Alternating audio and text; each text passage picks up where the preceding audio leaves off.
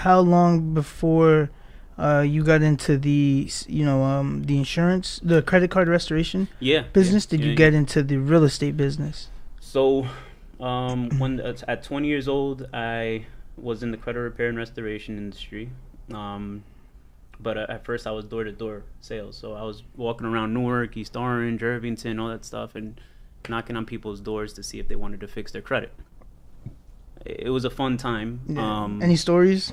A lot of stories. A lot of people, invite you in, like, there's some great people out there. There's some silly people out there. But yeah, it's some intense stories. But I was 20 years old, and from a viewpoint of the owners of the business, they're like, "It's this 20-year-old, he's not gonna make it, whatever." So they didn't even give me a business card till about 6 months in. Wow. Yeah. So I was introducing myself as one of my mentors. He gave me his business card. He's like, "Hey, obviously I would introduce myself as him, which his name is Ray Tejada." Have them call him. Have him call him, and then he would sign them up for credit repair, and I would get like a $50 from the thing. It was insane. But and I couldn't afford like the parking or anything like that, so I would have to park. You know where the Prudential Center is in Newark? Yeah. There's like a Burger King all the way in the I know exactly side. where that is. So I had to walk from the Burger King area to about Prudential. It was about like a mile, right? Yeah, I know exactly where that is, because you couldn't pay the correct. It was $250. The ticket. Yeah, a month. So I couldn't afford the monthly parking. So I would walk every morning. So I'm going into work. It's the grind. Yeah, it was definitely a grind.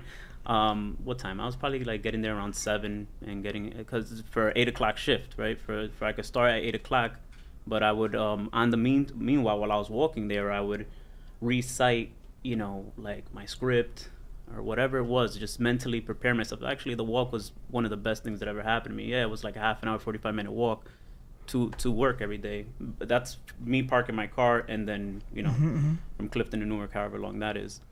And then I would put in like a 16-hour day, eventually. And mind you, this is after like 8 months after they started trusting me to start being an in-house sales rep, But yeah, those type of growing pains made a lot of character in me. Like that changed me a lot.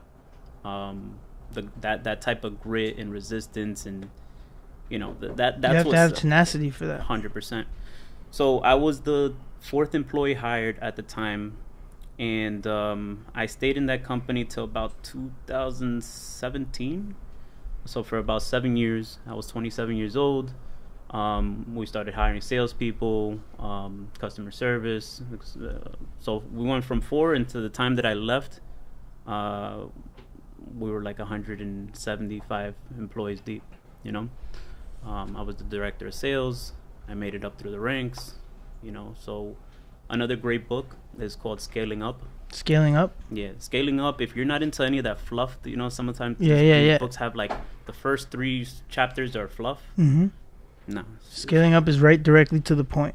They don't waste a word, right? None of the words that they're saying is to like build you up or let you get to the intro. Mm-hmm. None of that. They don't skip a word. If you're looking to scale your business, and that company, it was called the Credit Pros. They were Inc. 5000 for 5 years in a row. So one of the fastest growing private companies in the nation, for 5 years in a row. So obviously they were doing something right. Great people work there. Still to this day, I'm in contact with all those guys and my team. But that's where I met my wife back in 2014. Ever since then, we worked together for about 3 years, right? What made us make that jump from credit repair to real estate is that credit repair is a service. It's like air, right? You can't feel it. Once you actually repair somebody's credit, fix it, their credit score goes up. They buy their house, their car, whatever they're trying to obtain.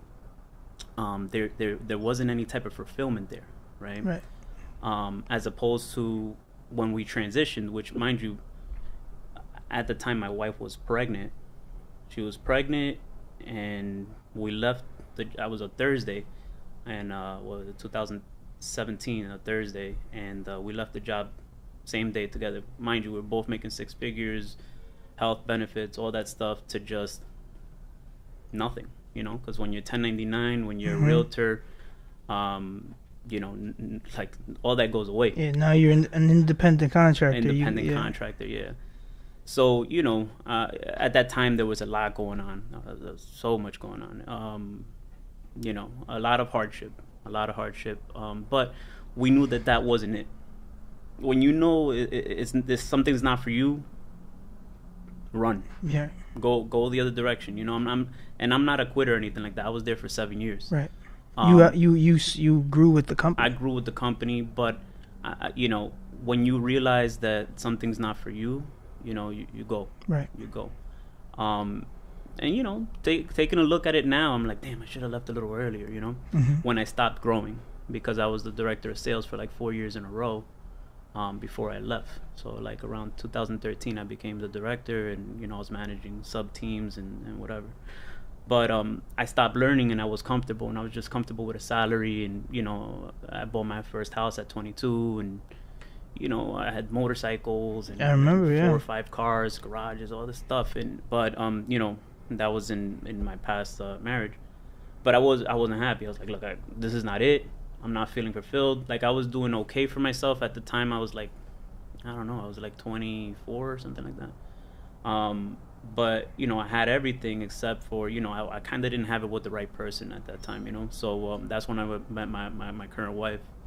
And till then, from then till now, we do everything together. You guys, like you see us. Hey, you guys are rolling around taking over the city, for real. There's no BS. We do absolutely everything together, and it's something that I learned from my past marriage. Is like, hey, look, do stuff with your family just because it creates that unity. Well, for me personally, it created that unity, that strength. You're rolling ideas off each other. She's my investment partner too. She's my.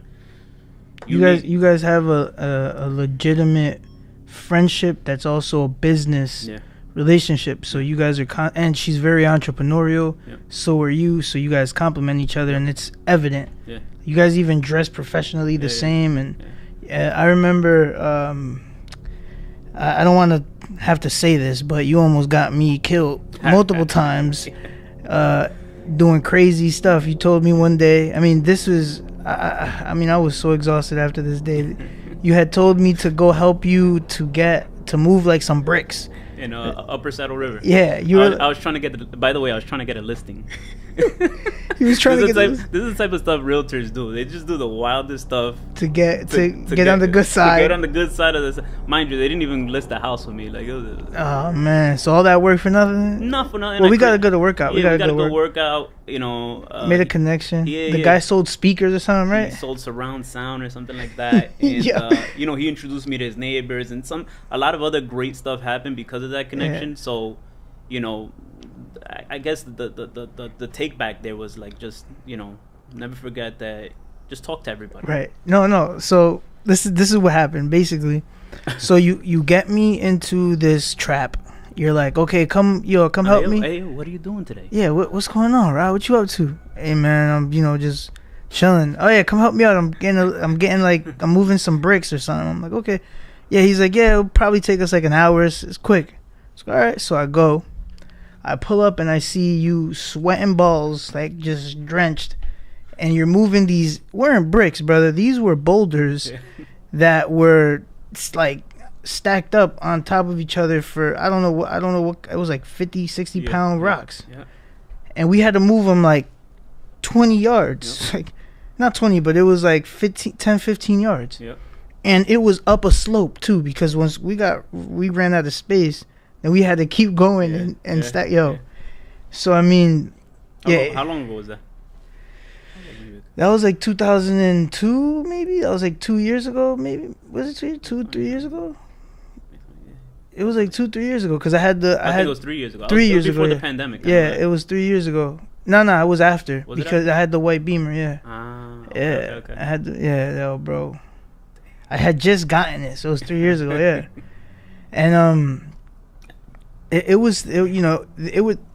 first when we went, it was this huge mansion. It was like the guy had to get it leveled and follow the ordinances of the city, and you were helping him with that, which is interesting. However, I mean, I wasn't surprised because you had so many clients. You were always helping others. You're somebody that's been helping people for a very long time. So I wasn't really surprised at the situation. I knew exactly what was going to happen. I was like, all right, I'm going to go and I'm just going to clear my schedule because who knows what's going to end up happening, you know? You just got me involved and I was in there like a slave for like hours. But we got it done, though. We did get it done. We got it done, and that was cool.